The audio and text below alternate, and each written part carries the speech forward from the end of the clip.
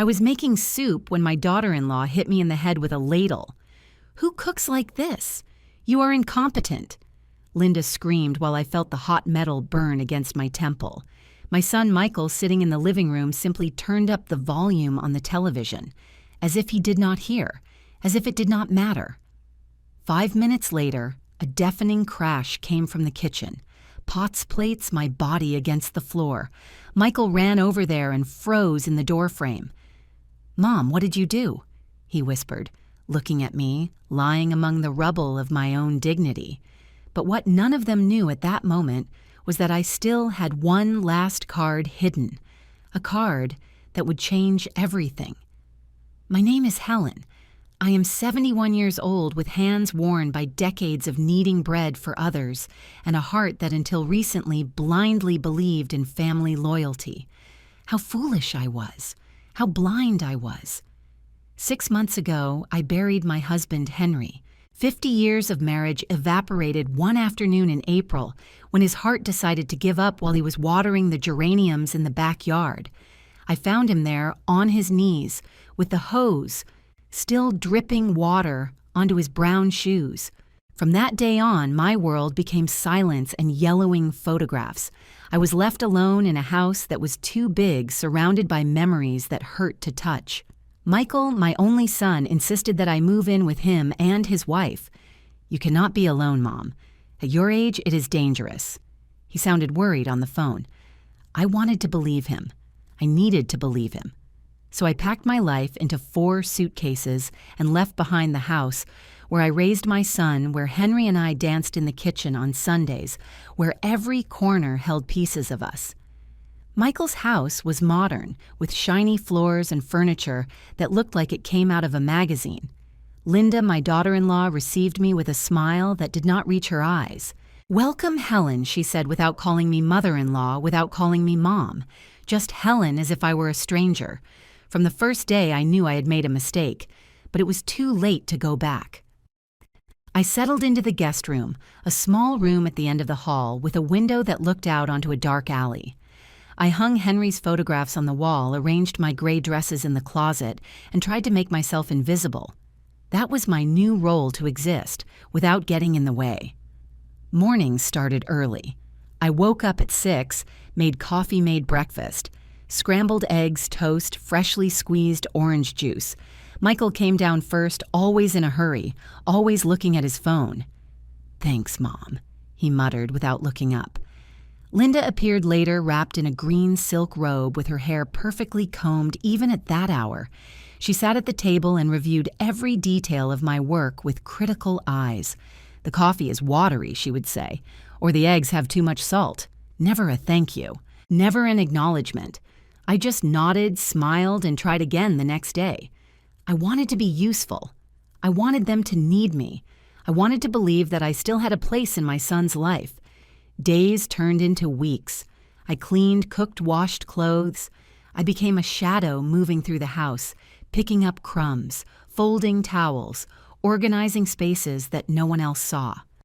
Linda worked from home, always on important calls, always stressed. When something went wrong in her day, I was the easiest target. "Why did you leave this here?" she yelled at me, pointing to a cup I had forgotten on the side table. "You cannot do anything right." Michael was present in those moments, but he never said anything. He just looked away as if it were not his problem, as if I were not his mother.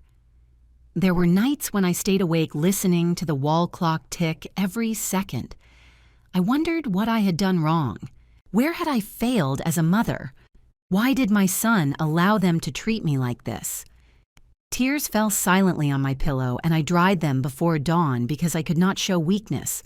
I could not give them reasons to get rid of me. But that afternoon, while I was preparing the vegetable soup that Michael liked so much when he was a child, something broke. I was cutting carrots, focused on making everything perfect, when Linda entered the kitchen like a hurricane. "What are you doing?" she asked with that sharp voice I knew too well. "Soup for dinner," I replied softly without turning around. "Michael's favorite recipe." She approached, looked at the pot, and her face twisted in disgust. "This looks like pig food. How much salt did you put in? Are you trying to poison us?" Her words were daggers. I tried to explain, but she did not want to listen. She took the ladle from the pot, and before I could react, she smashed it against my head. The blow left me stunned. I felt the heat of the metal, the boiling liquid running down my hair, the throbbing pain in my temple. "Who cooks like this? You are incompetent!" Linda screamed, her voice resonating throughout the house. I staggered, holding onto the edge of the stove. From the living room, I heard the television. Michael was there. He could hear everything, and he just turned up the volume. That was the moment something inside me turned off. The physical pain was nothing compared to the betrayal of that silence. My son, the boy I carried in my womb, whom I raised with every ounce of love I had chose, the sound of a television show over my suffering.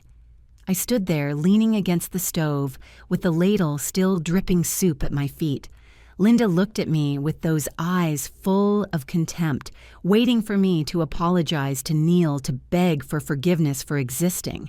But I could only think of Michael, about how the volume of the television had increased just when she screamed, about how he knew exactly what was happening and chose not to see it. "You are pathetic," Linda spat, crossing her arms. "Look at this mess. You are not even good for making a damn soup. I do not know why Michael insisted on bringing you here. You are a burden, a useless woman who just takes up space." Every word was a slap. I wanted to respond to defend myself, but my voice was trapped somewhere deep in my throat. I tried to clean, to pick up the drops of soup from the floor, but my hands were shaking. My head throbbed where the ladle had hit. Linda left the kitchen with furious steps, and I was left alone between the steam and the silence. 5 minutes. That was all it took for me to make a decision. I looked at the pots lined up on the stove. I looked at the dishes piled in the rack. I looked at that kitchen I had cleaned every day for months, trying to earn a place in this house that was never mine. And something inside me simply exploded. It was not planned. It was not calculated. It was pure survival instinct. I took the biggest pot, the one containing the soup she had criticized so much, and emptied it into the sink. The hot liquid went down the drain with an almost violent sound. Then I took another pot and another one. I let them fall, some to the floor, others against the kitchen counter. The plates slipped from my hands. The cups smashed. The silverware flew through the air. It was a chaotic crashing sound, liberating necessary. I heard Michael's hurried steps. "What was that?" he shouted from the hallway. When he reached the kitchen, he stopped dead. His face paled seeing me there, surrounded by overturned pots, spilled soup, broken plates. There was a trickle of blood on my temple, where the ladle had hit me. "Mom, what did you do?" he whispered, but he did not come closer. He did not touch me. He just looked at me as if I were guilty of everything. Linda appeared behind him, and her expression of horror quickly transformed into fury. "She is crazy. Your mother is completely crazy," she shrieked, pointing at me as if I were a dangerous animal.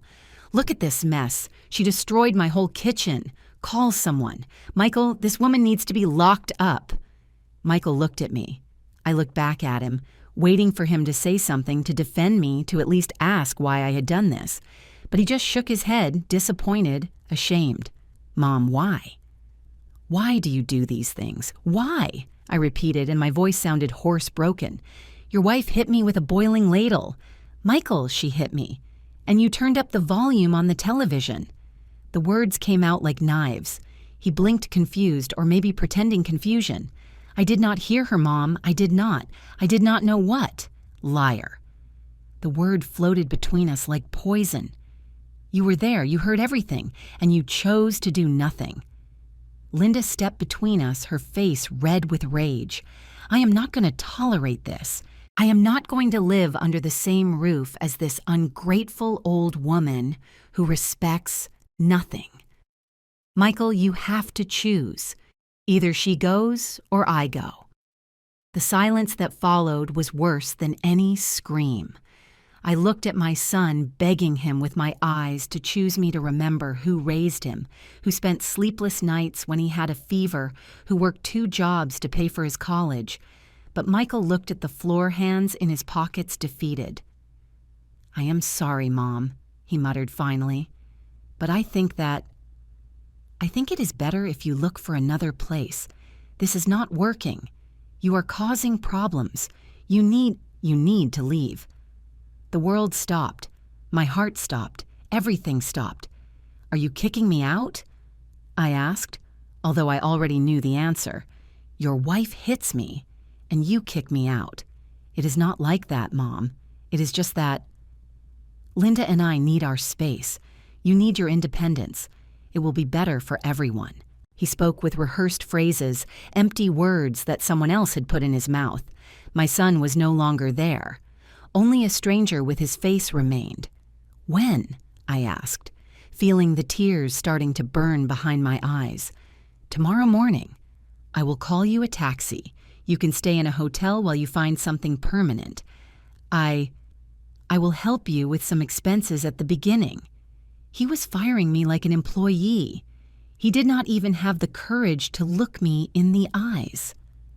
That night, I did not sleep. I sat on the edge of the bed looking at Henry's photographs, wondering what he would say if he could see me now. I packed my things, slowly folding every garment with care, as if external order could contain the internal chaos. At dawn, I heard the taxi horn. Michael was waiting for me at the door with $200 in his hand. "So you can get settled," he said, unable to hold my gaze. I did not hug him. I did not say goodbye. I just took the money, loaded my suitcases, and left that house without looking back. The taxi driver asked me where I wanted to go. I had no answer. To any cheap hotel, I told him finally.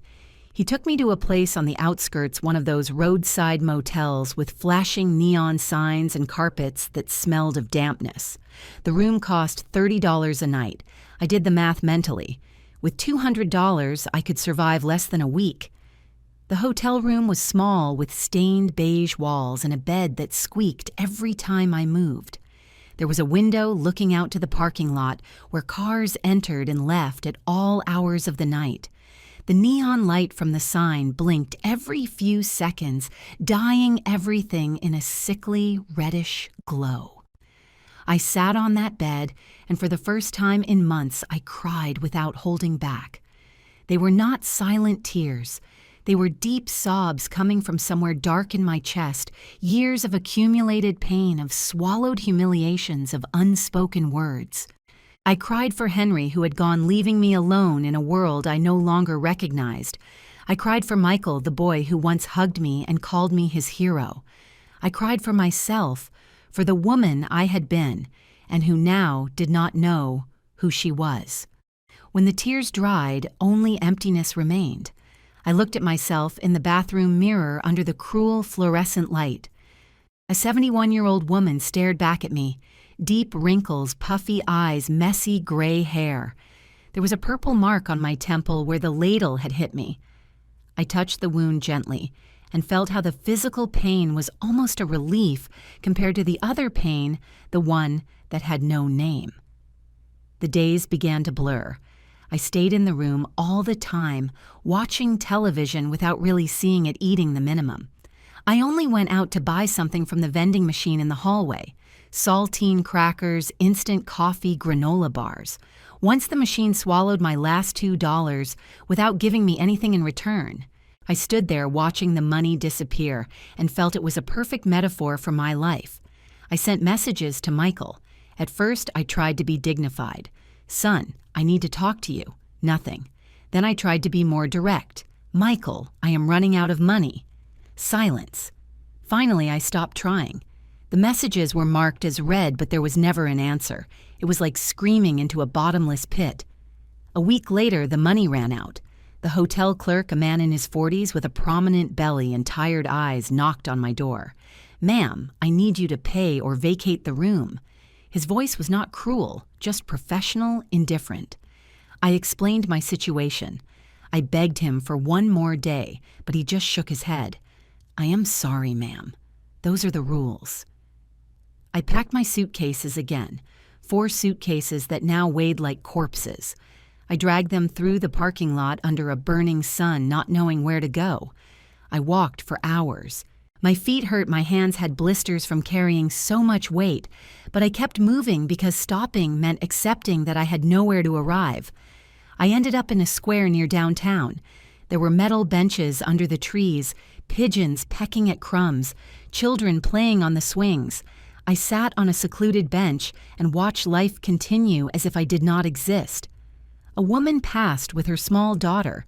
The girl looked at me with curiosity, but her mother pulled her hand and sped up as if poverty were contagious. That was my first night sleeping on the street. I did not really sleep. I sat hugging my purse, jumping at every noise. There were other homeless people in the square, men mostly who huddled under cardboard. One of them approached and offered me a piece of hard bread. "Eat it. Grandma, you have to take care of yourself here."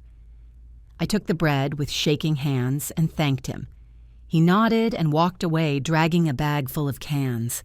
The days turned into a routine of survival. I looked for food in dumpsters behind restaurants. At first I was disgusted, I was ashamed, but hunger is stronger than pride. I found bread from the day before, bruised fruits, leftovers people had left on their plates. I ate hidden in alleys where no one could see me. There was a church a few blocks away where they served soup on Tuesdays and Thursdays. I stood in line with dozens of other people, all with broken stories written on their faces. A young volunteer served me the bowl with a compassionate smile that made me feel even smaller. "God bless you, ma'am," she said. I just nodded, unable to form words. The nights were the worst. Cold, long, full of fear. I lay on the bench with my suitcases around me, using my sweater as a blanket. I heard sirens in the distance, occasional screams, the constant rumble of the city that never slept. I thought about Michael lying in his comfortable bed in his heated house while I shivered under the stars. I wondered if he thought of me, if he cared, if he knew his mother was sleeping on the street. One early morning, a police officer woke me with his flashlight. "Ma'am, you cannot be here. You have to move." I explained that I had nowhere to go. He sighed, tired of hearing stories like mine. "There's a shelter 6 blocks away. Go there." He gave me the address and left. I tried to go, but the shelter was full. "Come back tomorrow early," they told me. Always tomorrow, always waiting, never now. 2 weeks went by like that, or maybe 3. I lost count. The days blended into a fog of exhaustion and hopelessness. My clothes were dirty, my hair greasy, my skin covered in grime. I had become one of those invisible people that others avoided looking at. A statistic, a shadow. But in the middle of all that suffering, something strange happened. I started to remember things I had forgotten. I remembered that before marrying Henry, I wanted to study literature. I remembered that I once won a poetry contest in school.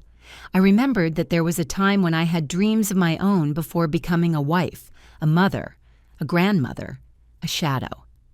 One afternoon, while searching through my suitcases for some clean clothes, I found an envelope I did not remember packing. It was old yellowed with my name written in Henry's unmistakable handwriting. My heart skipped a beat. I opened it with shaking hands. Inside was a letter and several folded documents. The letter began with "My dear Helen." I recognized immediately when he had written it. It was from 2 years ago when Henry had been hospitalized for pneumonia. I thought it had just been a scare, but now I understood that he had faced his own mortality. "If you are reading this, it means I am no longer with you," the letter said. "Forgive me for not telling you everything in life. I always wanted to protect you from money worries, from business, from legal complexities. But now I see it was a mistake to keep you in the dark." My eyes filled with tears as I read. Henry's voice resonated in every word. During the last 30 years, I made investments. Small at first, then bigger. I bought properties when no one wanted them in neighborhoods that later increased in value. I saved every extra penny. I did it all thinking of our future, of your security. I never told you because I did not want you to worry, because I wanted to surprise you in our old age with the peace of knowing you would be well taken care of." My breathing accelerated. I unfolded the documents accompanying the letter. They were deeds, property titles, investment certificates. My eyes scanned the papers, unable to believe what they saw. An apartment building downtown, another on the north side, shares in companies, bank accounts with numbers that seemed impossible. My hands shook so much the papers almost fell to the ground. I read every document once, twice, 3 times, trying to process the information. There were 13 properties in my name. 13. Complete buildings, apartments, commercial spaces, and one of those addresses was painfully familiar. 452 Magnolia Street. It was the building where Michael and Linda lived, the building where they had kicked me out, where I had been humiliated, beaten, and discarded, like trash was mine. It had been mine this whole time. I felt something churn in my stomach. It was not just surprise. It was a mixture of disbelief, pain, and something darker starting to grow slowly. Henry's letter continued on the second page. "Contact the lawyer, Robert Miller. He has all the original documents and will help you with everything. His number is at the end of this letter. Helen, my love, never let anyone make you feel less than you are. You are a strong, capable, valuable woman. If anyone treats you badly, remember you have the power to defend yourself. I loved you every day of my life. Take care. Your Henry." I sat on that bench in the square, surrounded by my suitcases, holding the proof that I was not the destitute woman everyone saw passing by. I was the owner of a patrimony valued in millions of dollars. Millions. And I had been sleeping on the street, eating from the trash, begging for crumbs. The irony was so brutal, I did not know whether to laugh or cry. I did both. I laughed like a madwoman while tears ran down my dirty cheeks. People passing by looked at me with pity or fear, moving away from the crazy old lady in the square. But I was no longer that woman. Or maybe I still was, but now I knew something they did not know. I searched through my things until I found a public phone that still worked. I dialed lawyer Robert Miller's number with trembling fingers. It rang 3 times before a professional voice answered. "Miller and Associates. How can I help you? I need to speak with lawyer Robert Miller. It is about Henry Smith." My voice sounded hoarse, broken, from weeks of barely using it. There was a pause. "Who is speaking, please? I am Helen Smith, Henry's widow." Another pause, longer this time. "Mrs. Smith, we have been trying to contact you for months. Where are you? Mr. Miller needs to see you urgently." I gave them the address of the square. They told me they would send a car in less than 30 minutes. I went back to my bench and waited, clinging to those documents as if they were the only real thing in the world. Maybe they were. The car that arrived was black, elegant, with tinted windows. The driver got out and looked at me with a neutral, professional expression, as if picking up homeless women was part of his daily routine. "Mrs. Smith." I nodded. He loaded my suitcases into the trunk and opened the back door for me. The interior smelled of leather and expensive air freshener. I felt dirty, out of place, but I did not care anymore. The law firm was in the financial district in one of those glass buildings reflecting the sky. We went up in a silent elevator to the 15th floor. The receptionist looked me up and down but said nothing. She just pointed down a hallway. "Lawyer Miller is waiting for you in his office." Robert Miller was a man in his 50s with perfectly combed gray hair and thin-rimmed glasses. He stood up when I entered, and for a second I saw surprise on his face, seeing my state. But he quickly replaced it with a professional expression. "Mrs. Smith, please take a seat.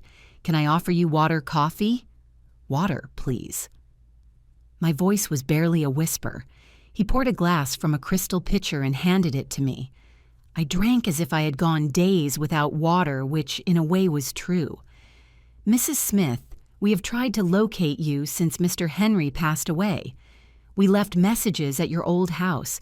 We sent letters. Your son told us you had moved, but did not provide us with contact information." My son. The words came out bitter. My son kicked me out of his house 3 weeks ago. I have been living on the street. The lawyer frowned. I understand. I am very sorry to hear that, but I want you to know that your financial situation is very solid. Your husband was an extremely foresightful man. Have you reviewed the documents he left you? I took the crumpled envelope from my purse and put it on the desk. I found them yesterday. I do not understand everything they say.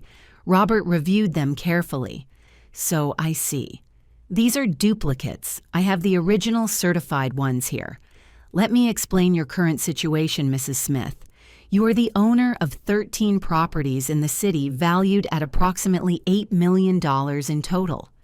Additionally, you have investments in funds and stocks worth an additional $2 million. Your husband also left you 3 bank accounts with available cash of approximately $500,000. The numbers floated in the air like something unreal. $10 million. $10 million. And I had been looking for food in dumpsters. It cannot be real, I whispered. It is completely real, Mrs. Smith. And there is something else you should know. One of the buildings you own is on Magnolia Street, number 452.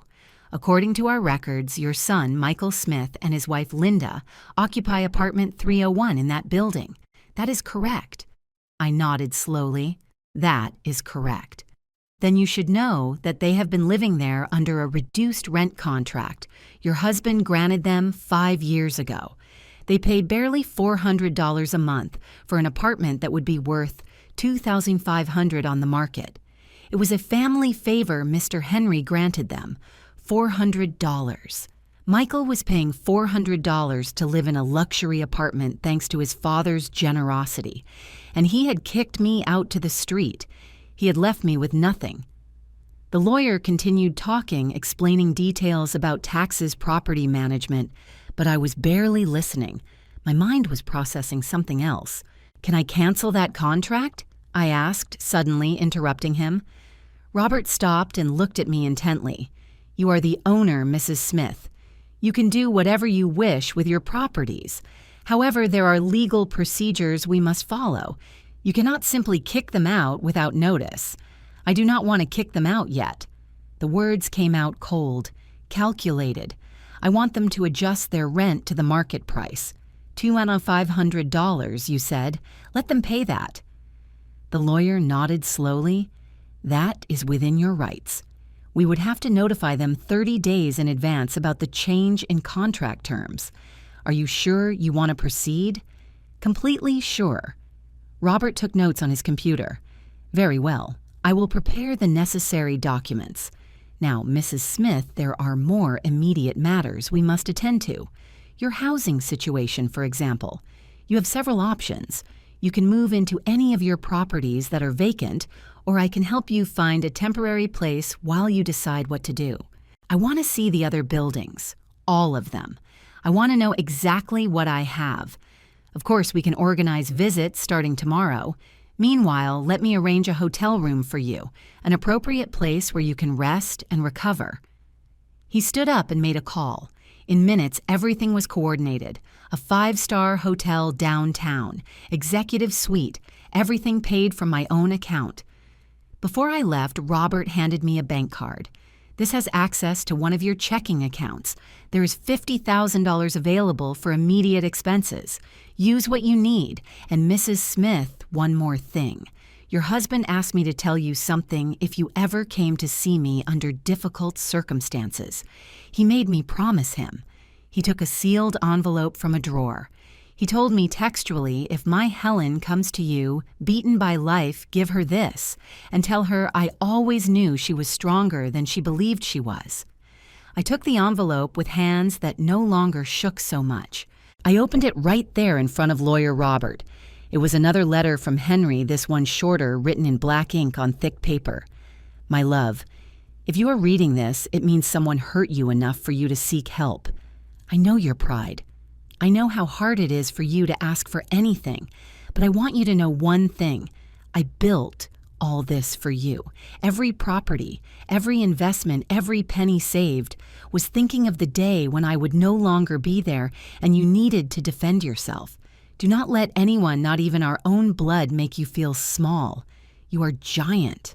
Helen, you always were. Now prove it." Tears ran down my cheeks as I read. Robert had the delicacy to look away, pretending to check some papers. I folded the letter carefully and put it with the other one. Henry had known. Somehow he had known that one day I would need this, that I would need a shield armor, a castle of my own.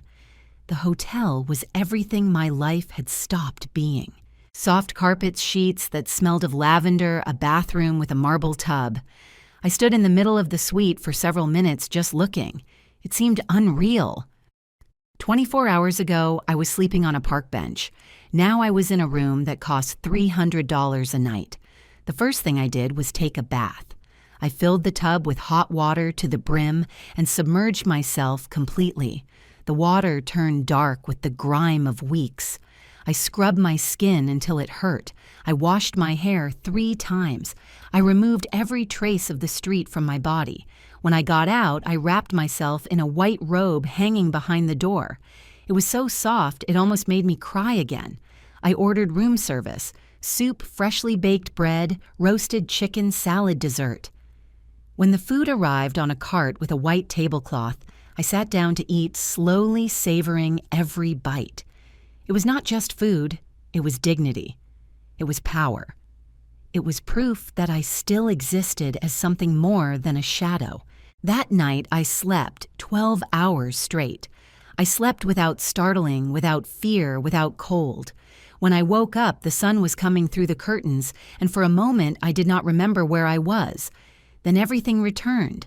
The documents, the money, the properties, my new reality.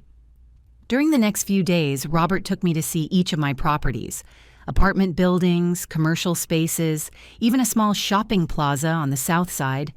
Each place represented years of Henry's silent work investments, made with patience and vision. He explained how everything worked, the rental contracts, the maintenance, the monthly income. I listened and took notes like a diligent student. The net income from all your properties totals approximately $45,000 a month, he told me one day while we reviewed reports in his office. After taxes and maintenance expenses, there is an annual income of around $400,000. That is without touching the principal capital, $400,000 a year. And I had been begging for a bowl of soup at the church. The irony remained brutal. But now there was something else. There was a plan forming in my mind. A cold, calculated, patient plan. Robert, I need us to make some changes, I told him one afternoon, but I need them to be done discreetly without anyone knowing it is me behind them. He leaned back in his chair, intrigued. What kind of changes? First, the building on Magnolia Street. I want to increase my son's rent to market price, as we said. But I also want you to review all the other contracts in that building. If there are other special arrangements, reduced prices, favors being granted, I want everything back to normal rates. Everyone. I want that building to operate like a real business, not a charity organization. Robert nodded and took notes. It can be done. Anything else? I want to buy new clothes. I want to change my appearance. And I want a business name, something to use to sign documents to appear on contracts. I do not want anyone to know Helen Smith is the owner of all this. We can create a legal entity, an LLC. We choose a name, and all documents are signed under that name. You will be the silent beneficiary. It is perfectly legal and very common in real estate. Perfect. Call it Heritage Holdings. During the next 2 weeks, I transformed. I went to beauty salons where they cut and dyed my hair, covering the gray with an elegant chestnut. I went to boutiques where attentive staff helped me choose clothes that fit me well, that made me look like the wealthy woman I now was. Pearl gray dresses, tailored suits in earth tones, dark green silk blouses. Nothing flashy, everything with class. I bought new glasses with modern frames. I got a manicure. I learned to use a little makeup to cover the deepest wrinkles. I was not becoming someone else. I was finding the Helen who had been buried under years of silent service. Robert taught me to review financial reports to understand account statements to make business decisions. I learned fast, discovering a part of me that never had the chance to develop. I had spent 50 years cooking and cleaning, but my mind was still sharp, capable, hungry for knowledge. "You have a talent for this," Robert told me one day. "Your husband chose his investments well, but you have an instinct for seeing opportunities. It is natural in you. Maybe it was. Maybe it always had been, but no one had ever given me the chance to discover it." Henry had been a good man, a loving husband, but even he had kept me in ignorance about finances, believing he was protecting me. Now I understood that true power did not come from being protected, but from having the tools to protect myself. The rent increase notifications were sent to all tenants of the building on Magnolia Street, signed by Heritage Holdings, legally represented by Miller and Associates. The increases were justified, they were within legal limits, but they were significant, especially for those who had been paying reduced rates for years. Robert informed me of the reactions. Some tenants called furious, others tried to negotiate. "There is one apartment in particular that has called 7 times," he told me one afternoon. "Number 301, a certain Michael Smith. He says he has a special contract with the previous owner, that this must be a mistake." "It is not a mistake," I replied with a calm voice. "Tell him the special contract expired with the death of Mr. Henry Smith. Now he must pay full rate or vacate. He is asking to speak with the owner directly. Tell him the owner is not available. All communications must be done through you." Days passed. Robert kept me informed. Mr. Smith is trying to get a loan to cover the new rent amount. Apparently he and his wife are living beyond their means. They have credit card debts, a financed car. The rent increase is putting significant pressure on their finances. Good. The word came out cold, without emotion. I did not feel satisfaction exactly, but not guilt either. I was seeing the natural consequences of the decisions Michael had made. He had chosen a wife who spent more than they earned. He had chosen to live with luxuries he could only afford thanks to his father's generosity. He had chosen to kick his mother out to the street. Now he was seeing the price of those choices. But I was not finished. There were other threads to pull, other levers to move. Linda worked as an independent consultant from home. I investigated a little using resources Robert provided me. I discovered that one of her main clients rented space in another of my properties in the Sun Plaza shopping center. Robert, this client, renting Suite 203 in Sun Plaza. How much do they pay? He checked his files. $2,200 monthly. It is a large space. Good business. They always pay on time. Increase their rent to $3,500. That is a very significant increase, Mrs. Smith. They could decide to move, then let them move. It is my property, and I want to charge what it is worth. The client in Suite 203 did not move, but they did cut costs. One of the first things they cut were contracts with external consultants, including Linda Smith. Robert informed me almost casually during one of our weekly meetings. "By the way, it seems your strategy is having side effects. The business in Sun Plaza canceled several supplier contracts. One of them was with Linda Smith, your daughter-in-law." I said nothing. I just nodded and continued reviewing other documents. But inside, I felt something close to satisfaction. It was not revenge yet. It was justice. It was the universe realigning, taking away unearned privileges, balancing the scale. Weeks passed. I continued living in the hotel, studying, learning, transforming. I enrolled in online courses on property management. I read books on personal finance I never had time to read before. I met with other property owners Robert knew, listening to their stories, absorbing their experience. One afternoon, while drinking coffee on the hotel terrace, Robert called me. "Mrs. Smith, there is a situation you should know about. Your son Michael requested a hearing with the building administration. He is 2 months behind on rent. According to standard policies, we have the right to initiate eviction procedures.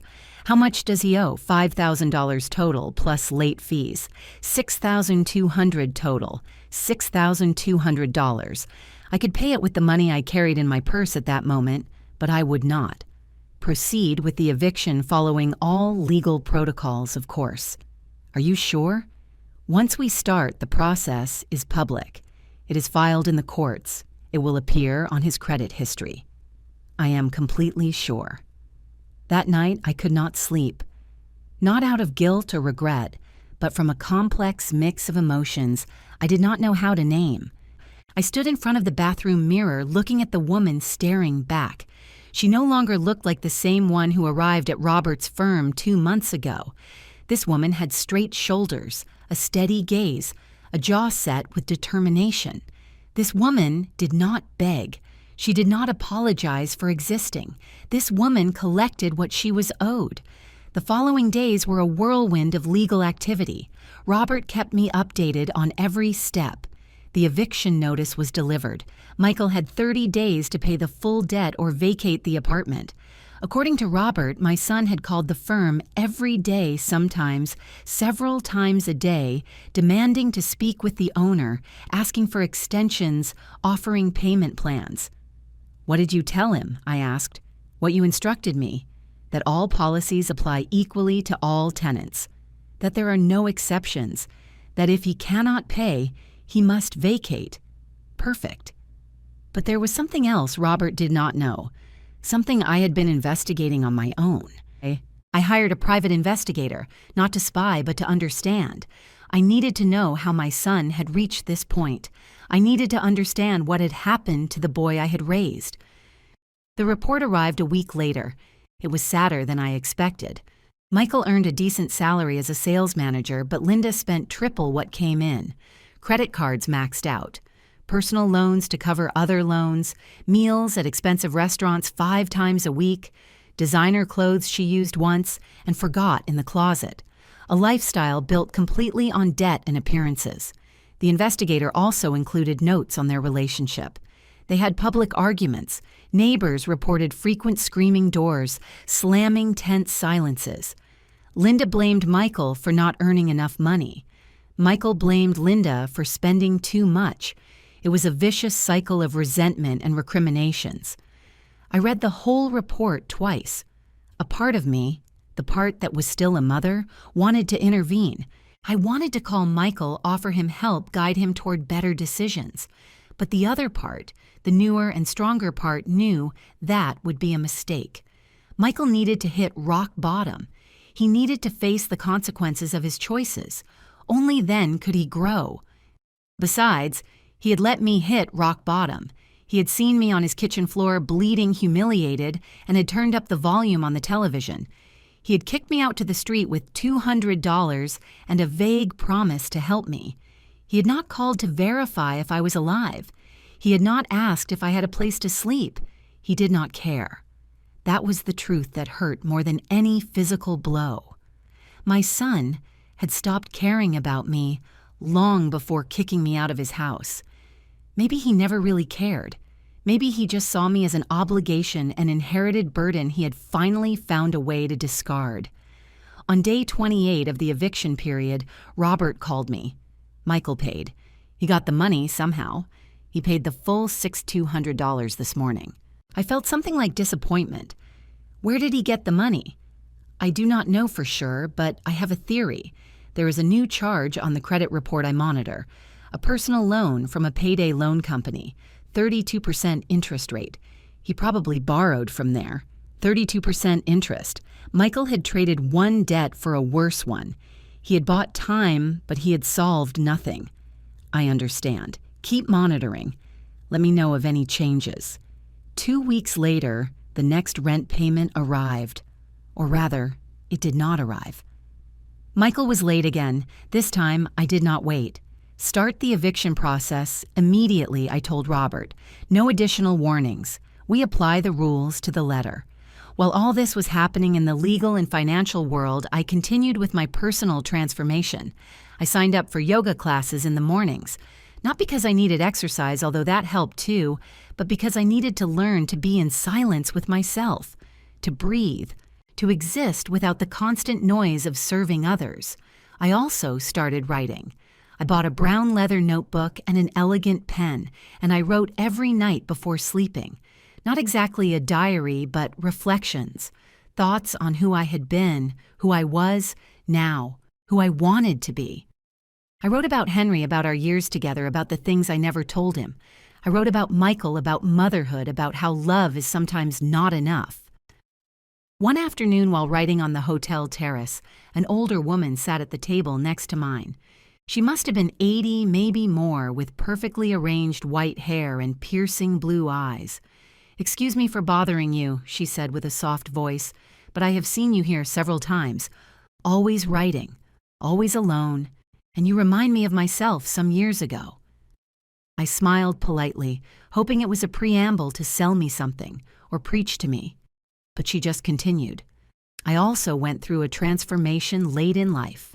After my husband died, I discovered I did not know who I was without him.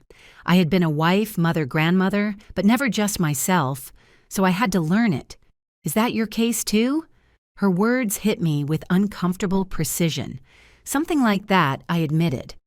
"The hard part is not discovering who you are," she said, looking toward the horizon.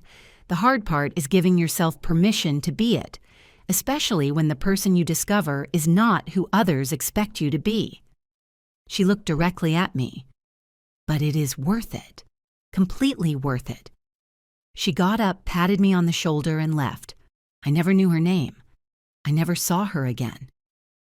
But her words stayed with me, resonating somewhere deep. She was right. The hard part was not discovering who Helen was without Henry, without Michael, without the role of sacrificed mother. The hard part was giving myself permission to be that person, a person who charged what she was worth, a person who did not forgive automatically, a person who set boundaries and made them respected. The eviction process moved forward relentless. Robert sent me updates every 2 days. Michael had hired a cheap lawyer who tried to find technicalities to delay the inevitable. They argued the rent increase had been excessive, that certain protocols were not followed, that they deserved more time. But Robert had done everything to the letter. Every document was in order. Every notification had been delivered correctly. There was no escape. The eviction hearing is scheduled for next Thursday, Robert informed me one afternoon. It is a formality. With the documentation we have, the judge will rule in our favor. Your son will have to vacate within a maximum of 10 days after the ruling. "I will be there," I said suddenly. Robert raised his eyebrows, surprised. "At the hearing?" "It is not necessary, Mrs. Smith. I can represent you completely. In fact, it is better if you are not present. It maintains your anonymity. I want to be there in the room, but not as an involved party. Just as an observer. Is it possible?" He thought for a moment. "Eviction hearings are public. Anyone can enter and sit on the back benches. As long as they do not recognize you, there is no problem." Thursday arrived with a gray sky threatening rain. I dressed carefully, choosing a dark gray tailored suit and an ivory silk blouse. I pulled my hair back in a low bun, put on my new glasses, a little discreet makeup.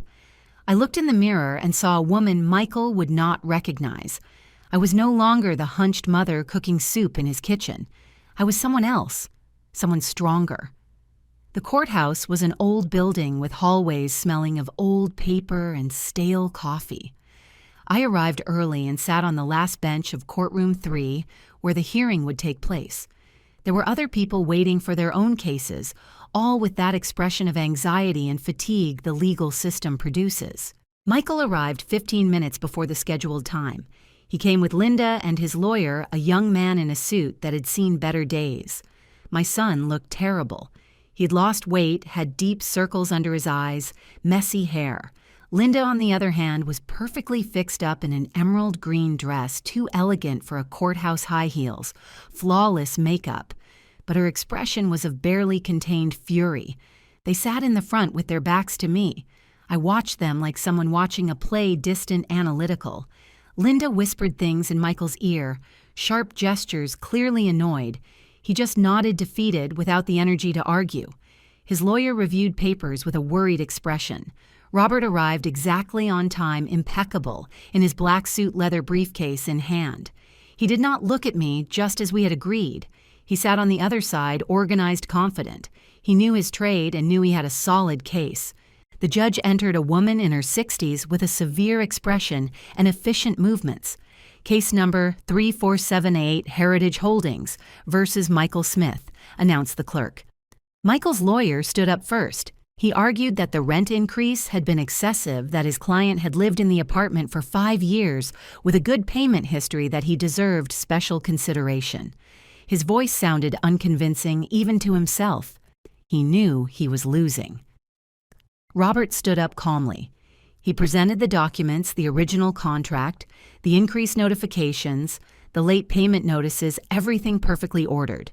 He explained that the special contract had been a courtesy of the previous owner, now deceased, and that the new administration had decided to normalize all rents to market price. Completely legal, completely justified. Furthermore, Your Honor continued, Robert, the defendant, not only refused to pay the new rent amount, but accumulated 2 months of arrears. He paid under pressure of eviction on one occasion, but fell back into default immediately. This demonstrates a pattern of inability or lack of will to fulfill his contractual obligations. The judge reviewed the documents in silence. She looked at Michael. Mr. Smith, is it correct that you currently owe 2 months of rent under the new terms? Michael stood up with difficulty. Yes, Your Honor. But it is just that the increase was so sudden. We did not have time to adjust. If you could give us an extension just 3 months to... Mr. Smith, the judge, interrupted him with a firm tone. You were notified 30 days in advance about the change of terms, which is what the law requires. You had enough time to adjust or look for another place. Do you have the money owed at this moment? Michael looked at his lawyer, then at Linda, then at the floor. No, Your Honor. Not at this moment. Then I have no other option than to rule in favor of the plaintiff. Mr. Smith, you have 10 days to vacate the property. If you do not do so, voluntarily, forced eviction will proceed. Next case. The gavel hit the table. It was all over in less than 20 minutes. Michael stood paralyzed in his spot as if he could not process what just happened. Linda exploded. This is unfair. You cannot do this. We have rights, she yelled toward the judge. But it was too late. The next case was being announced. Her lawyer took her by the arm, trying to get her out of the room before she was accused of contempt. Linda resisted, shouting incoherent things about corruption and abuse. Michael followed her in silence, dragging his feet, the very image of defeat. They passed by my bench without looking at me. I was just another person in the room, invisible, irrelevant. I followed him with my gaze until they left. Then I stayed seated a few minutes more, letting the quiet settle. I had won. Legally, formally, I had won. But I did not feel the euphoria I expected. Only a kind of emptiness, like after a storm. I left the courthouse through a side door. Robert had told me he would wait for me at a nearby cafe. I found him at a back table already with 2 cups of coffee poured. Well, he said when I sat down, it went as we planned. Yes. How does it feel? I thought about the question. How did I feel? Strange, I admitted finally, as if I had closed a door, but I still do not know what is on the other side. Robert nodded with understanding. What you did today was not cruel, Mrs. Smith. It was just fair. Your son made decisions that brought him here. You simply let him face the natural consequences of those decisions. I know. Rationally, I know. But he is still your son, he finished. That never changes. Not even when they change. We drank coffee in silence. Robert did not pressure me to talk more. He was good at that, at knowing when silence was more useful than words. After a while, he took a folder out of his briefcase. I have to show you something. It arrived this morning. A request from one of your other tenants in the Magnolia building. I opened the folder. It was a handwritten letter addressed to Heritage Holdings. It was written by a woman named Martha Gonzalez, tenant of apartment 105. She explained she was a single mother with 2 children working as a nurse on the night shift, that she had always paid her rent on time. She asked very respectfully if it was possible to reconsider the rent increase in her case, or at least stagger the increase over several months. She attached copies of her pay stubs, income proof reference letters from her employer. I read the letter twice. "What do you think?" I asked Robert. "It is your decision. Legally, you are not obligated to make exceptions, but this woman seems genuine and has a flawless payment history." I thought about Martha Gonzalez, whom I did not know working night shifts to support her children. I thought about how many times I had been in her position begging for a little consideration, a little grace. Accept her proposal, stagger the increase over 6 months, and tell her that if she continues paying on time, we will consider keeping her rent below market permanently. Robert smiled slightly. "That is very generous. It is not generosity. It is recognizing the difference between someone who is genuinely struggling and someone who is just evading responsibility." I signed the approval right there. It was a line I had decided to draw. I would be tough on those who hurt me, on those who abused unearned privileges. But I would not become the kind of person who ignores real suffering. I would not become Linda. The following days were tense. Robert informed me of Michael's desperate attempts to reverse the decision. He had appealed, which would only delay things a week more. He had tried to get additional loans, but his credit was already destroyed. He had put ads up selling furniture, electronics, anything of value. The appeal was rejected in 3 days. The appeals judge did not even require a hearing. He just reviewed the documents and confirmed the original ruling. Michael now had less than a week to vacate. According to the private investigator who was still monitoring the situation, my son and Linda had started packing, but the arguments between them had intensified dramatically. Neighbors report screaming every night, the investigator informed me by phone. Yesterday, Mrs. Linda left the building with 2 suitcases and left in a taxi. She has not returned. Apparently, she is staying with a friend. And Michael, he is still there, alone, packing. One of the neighbors says she saw him crying in the hallway last night while carrying boxes to the elevator. The image hurt me more than I expected. My son, alone, crying while packing the remains of his life. But I did not call. I did not intervene. This had to happen.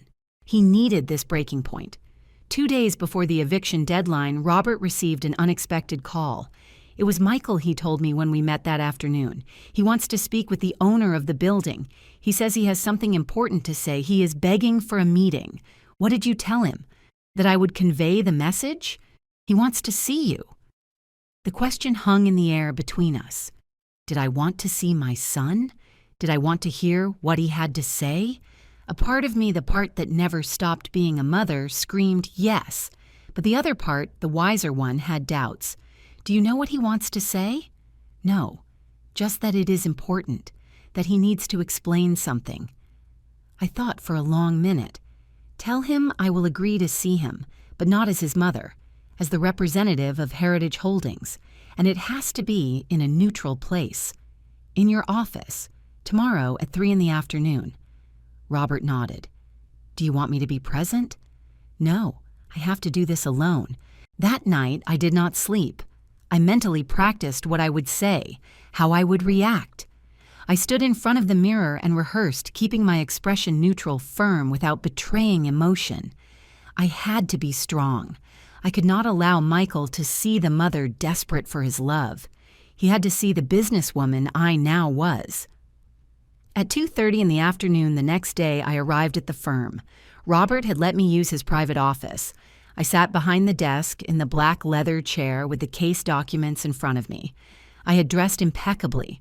Charcoal gray tailored suit, cream blouse hair, perfectly arranged subtle but definitive makeup. I did not look like Helen. I looked like Mrs. Smith. At exactly 3 o'clock, I heard voices at the reception. My heart began to beat faster. The door opened and Michael entered alone. He stopped dead when he saw me. For an infinite moment, we looked at each other in silence. I watched his brain process what his eyes were seeing. Confusion first, then disbelief, finally absolute shock. "Mom?" he whispered, as if he were seeing a ghost. "Sit down." "Michael?" My voice came out cold-controlled. It was not a mother's voice. It was an owner's voice. He staggered toward the chair in front of the desk, unable to look away from me. No, I do not understand. What are you doing here? Why are you dressed like that? Where have you been?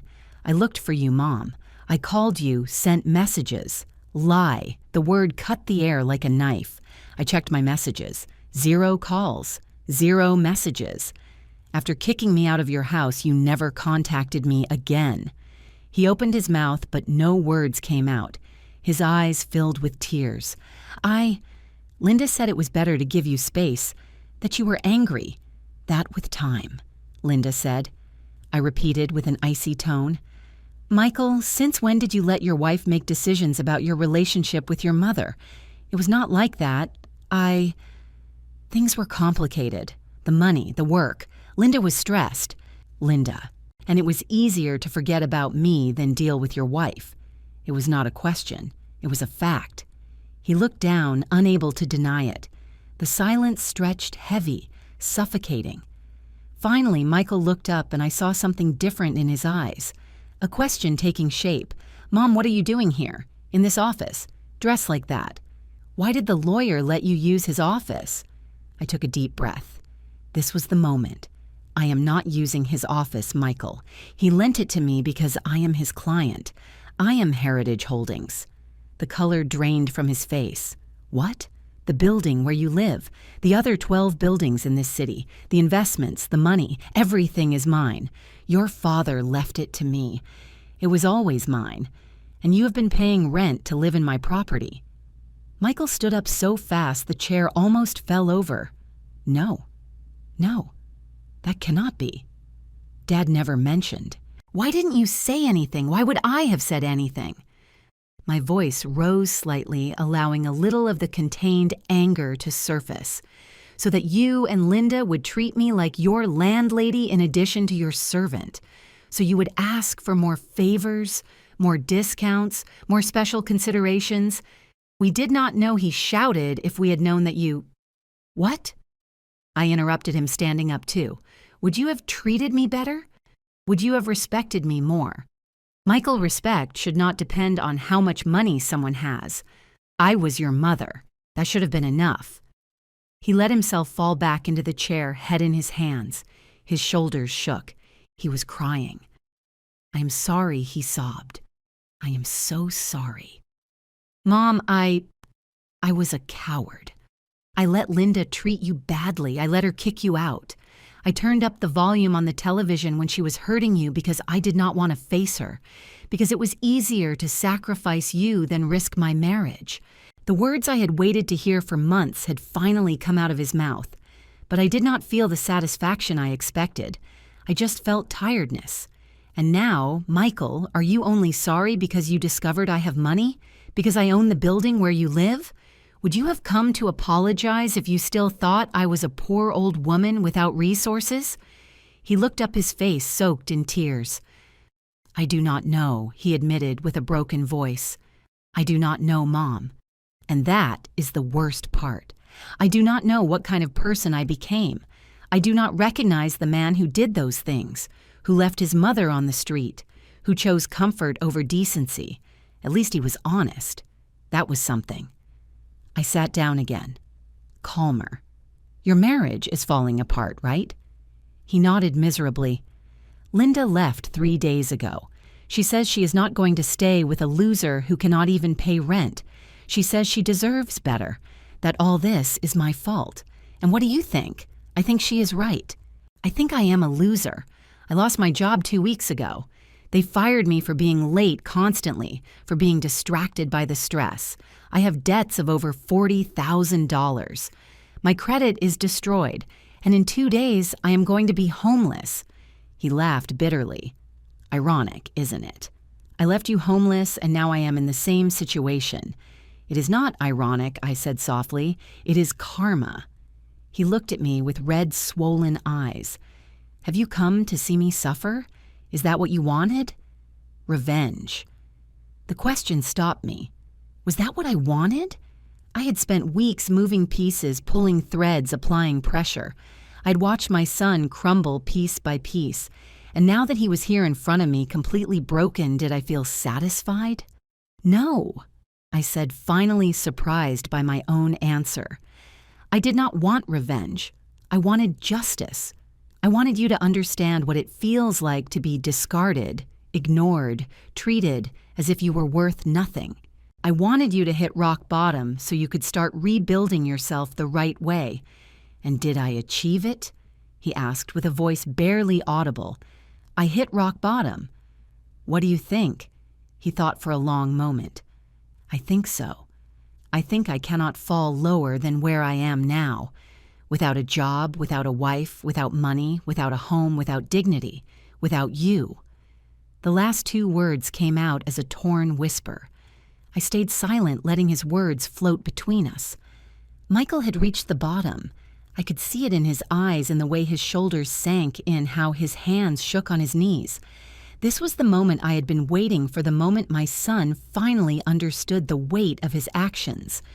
Do you know what was the worst of all, Michael? I said finally. It was not the hit with the ladle. It was not sleeping on the street. It was not looking for food in the trash. It was the sound of the television volume going up. It was knowing that my own son heard me scream in pain and chose to do nothing. He sobbed, covering his face with his hands. I am sorry. I am so sorry. If I could turn back time. But you cannot, I interrupted him. No one can. We can only decide what to do with the time we have left. Michael looked up, hope and fear mixed in his expression. What? What is going to happen now? I leaned back in the chair, studying him.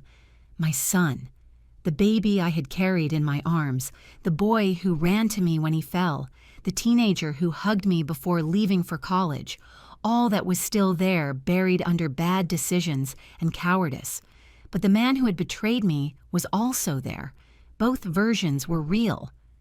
The eviction proceeds, I said firmly. I am not going to cancel it. You need to leave that apartment. You need to leave that life behind. His face crumbled. I understand. I have no right to ask you for anything. Just can I ask you something? Where were you all these months? How did you survive before discovering the properties? I told him. Not everything, but enough. The nights in the square, the hunger, the cold, the machine that swallowed my last dollars. Every word was a dart I saw sticking into him. He needed to hear it. He needed to understand the full cost of his abandonment. When I finished, Michael was crying openly without trying to hide it. I failed you in the worst way possible. Dad must be ashamed of me. Wherever he is, he must hate me for what I did to you. Your father loved you, I said softly, even when you made mistakes. But he also knew that real love sometimes means letting people face the consequences of their actions. That is why he built this legacy for me, so I would have the resources to defend myself if I ever needed to. Are you ever going to forgive me? The question hung in the air. The truth was, I did not know. I do not know, Michael. Forgiveness is not something I can force. It is not a switch I turn on because you finally apologized. It is a process. And first, I need to see real change, not just pretty words born of desperation. He nodded, wiping tears with the back of his hand. What can I do? How can I show you I have changed? It is not about showing me anything. It is about you becoming the man you want to be, the man your father would have been proud to call son. I stood up, indicating the meeting was over. You have 2 days to vacate. Use that time wisely. Michael stood up slowly, as if every movement cost him enormous effort. At the door, he stopped and turned. Mom, one last thing. When I find a place to stay, when I manage to fix my life, can I call you, even just to know you are okay? I thought about my answer carefully. You can try, but I do not guarantee I will answer. Not until I see actions, not just words. He nodded, accepting the terms. Thank you for seeing me, for listening to me. I know I did not deserve it. And he left. I was left alone in the office, feeling the weight of what just happened. It had not been the explosive confrontation I had perhaps imagined. There were no screams or dramatic rejections, just the cold, hard truth served on a plate of inevitable consequences. The following days were spent in a kind of emotional limbo. Robert informed me that Michael had vacated the apartment a day before the deadline. He had left the place clean, the keys delivered correctly. According to the building doorman, he had left in a taxi with only 3 suitcases and an expression of total defeat. "Do you know where he went?" I asked, hating myself for asking. "No, ma'am." He did not say. A part of me wanted to investigate, find out where he was, make sure he at least had a roof over his head. But I held back. Michael was an adult. He needed to solve this for himself. I could not keep rescuing him. Linda, for her part, had disappeared completely. According to my sources, she had returned to live with her parents in another city, blaming Michael for everything. She had posted things on social media about weak men and wasted time, but never mentioned her own role in the disaster. Typical. With the apartment vacant, I decided to make changes. I hired a designer and we completely renovated the space. New floors, fresh paint, modern appliances. Apartment 301 became the jewel of the building. I rented it in less than a week to a young professional for $3,000 a month. But the building was not the only thing that needed renovation. I did too. I decided it was time to leave the hotel and create a real home. I chose one of my properties, a small house in a quiet neighborhood with a garden facing south. It had 2 bedrooms, a kitchen with large windows, and a wooden deck perfect for mornings. I spent weeks decorating it. I did not hire designers this time. I wanted to do it myself. I chose simple but elegant furniture. I hung Henry's photographs in the living room, but I also left space for new memories. I planted roses in the garden, tomatoes in pots herbs by the kitchen window. I signed up for painting classes at a nearby community center. Turns out I was not terrible. My first attempts were disastrous blobs of color without shape or sense. But with time, I started creating things I liked. Simple landscapes, still lifes, self-portraits capturing who I was becoming. I also started volunteering at the shelter I had tried to visit that terrible night when I had nowhere to go. I served food twice a week. I listened to stories of other homeless people, understanding that each had their own path to despair. I donated generously, but I also gave something more valuable, my time and my empathy. One afternoon, while serving soup, I recognized someone. It was the man who had offered me bread that night in the square. He looked cleaner now, more hopeful. "Grandma?"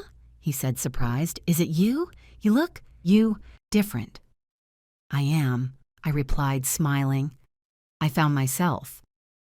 3 months passed without news from Michael. He did not call. He did not write. Part of me was relieved. Another part felt his absence like a wound that did not quite close. But I kept going. I kept building my life, discovering who Helen was, beyond being a mother, a wife, a shadow. Then one Saturday morning, while watering the roses, my phone rang. Unknown number. I hesitated before answering. "Hello, Mom?" Michael's voice, but different, firmer. "It is me. I know you said you might not answer, but I needed to try." My heart beat faster. "Where are you?" "In a small apartment on the other side of the town. Nothing fancy, just a studio. But it is mine. I pay for it with my new job. I am working in a warehouse. Night shift. It is not glamorous, but it is honest. I am paying my debts little by little." I felt something loosen in my chest. I am glad to hear that. "Mom, I am not calling you to ask for anything. I just wanted you to know I am trying. I am going to therapy. Every week. I am working on understanding why I made the decisions I made, why I let Linda turn me into someone I do not recognize. That is good, Michael. Really good." There was a pause. "Do you think someday we could maybe have a coffee? It does not have to be soon. When you are ready. If you are ever ready." I looked at the roses I had planted, now blooming in coral and yellow tones. I looked at the house I had turned into my sanctuary. I looked at the life I had built from the ashes. Maybe I said finally someday when we are both ready. It is okay. I can wait. I have learned to be patient. His voice broke slightly. "I love you, Mom. I know I have no right to say it after everything, but it is true. I know I whispered, and I hung up. I sat on the terrace with a cup of tea, letting the morning sun warm my face. I had not forgiven Michael completely. Maybe I never fully would. But there was something more important than forgiveness. I had found peace. I had found my strength. I had found my voice. I took out my notebook and wrote.